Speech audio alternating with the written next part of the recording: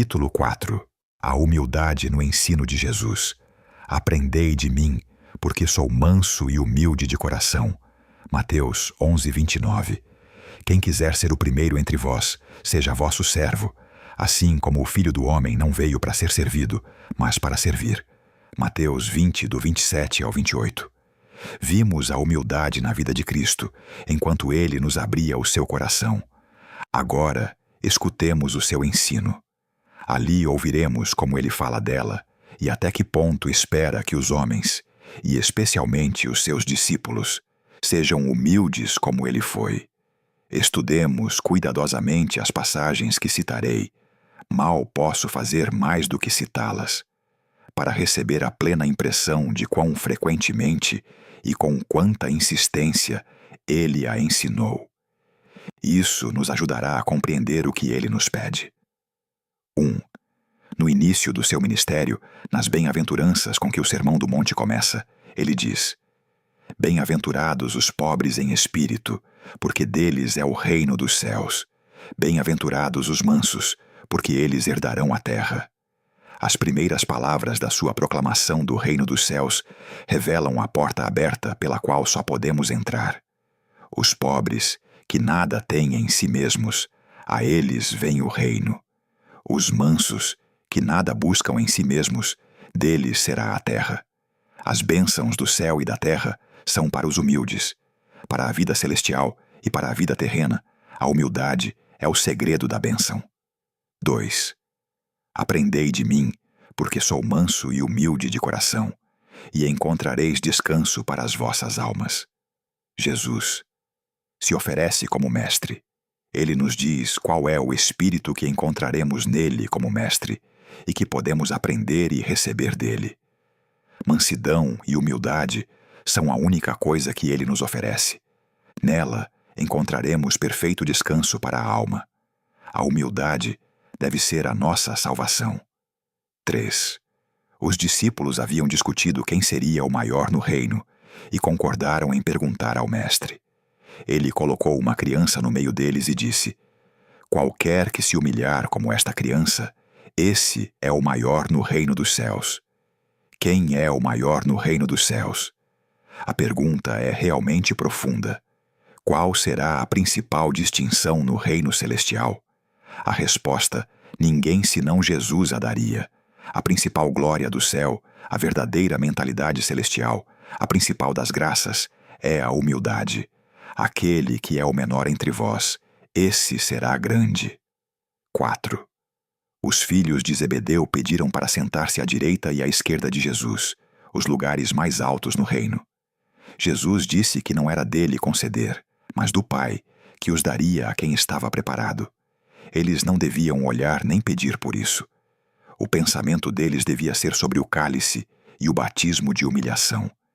E então acrescentou: Quem quiser ser o primeiro entre vós, seja vosso servo, assim como o Filho do Homem veio para servir. A humildade, que é a marca de Cristo, o celestial, será o único padrão de glória no céu. O mais humilde é o que está mais perto de Deus. A primazia na igreja é prometida ao mais humilde. 5. Falando à multidão e aos discípulos sobre os fariseus e o amor deles pelos primeiros lugares, Cristo disse mais uma vez: O maior entre vós será vosso servo. A humilhação é a única escada para a honra no reino de Deus. 6.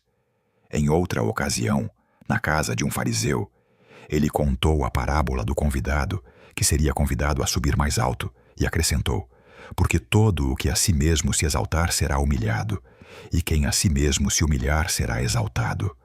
A exigência é inexorável. Não há outro caminho. Somente a auto-humilhação será exaltada. 7.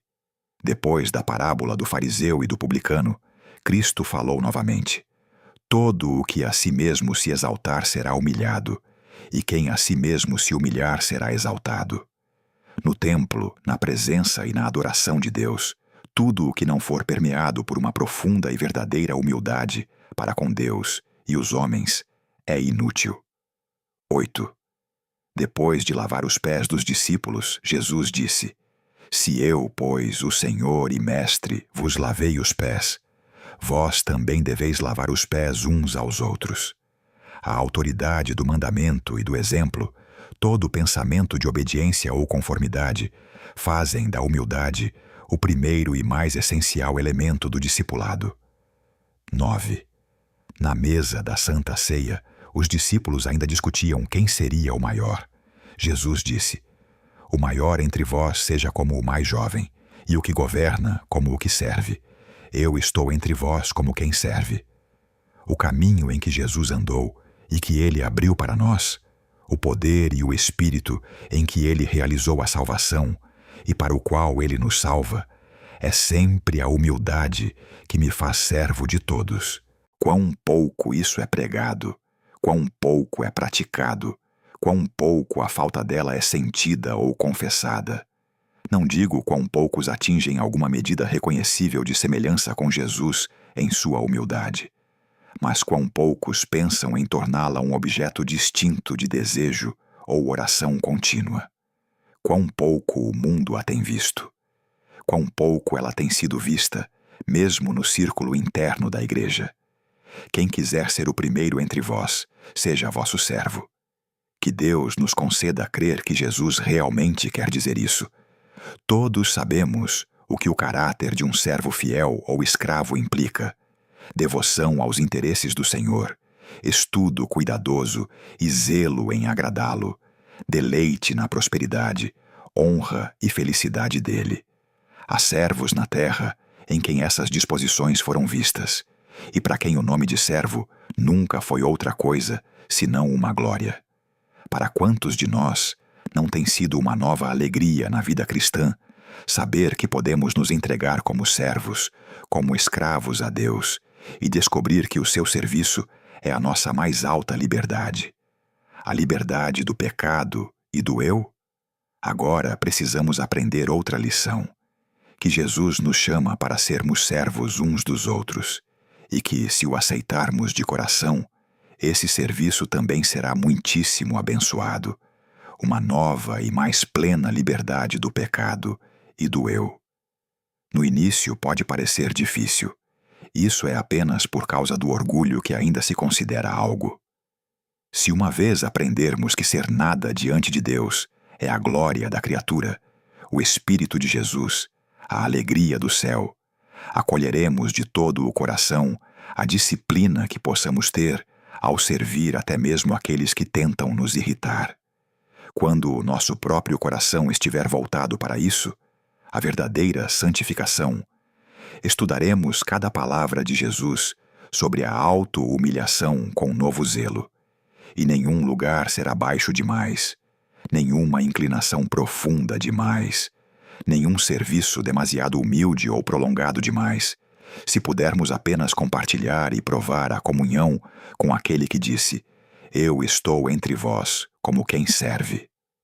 Irmãos, aqui está o caminho para a vida mais elevada, para baixo, mais para baixo.